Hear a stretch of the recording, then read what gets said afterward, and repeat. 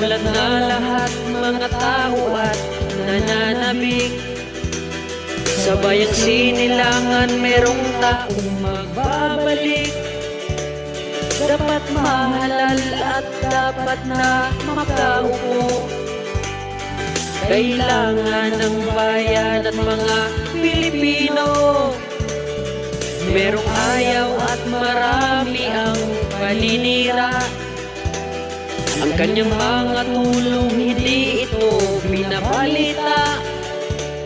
Kaya si BBM sa mga tao ay malakas at gising sa katotohanan ng Pilipinas. Palakas ng palakas, marami ang sulit, habang ang mga kalaban ay galit na galit.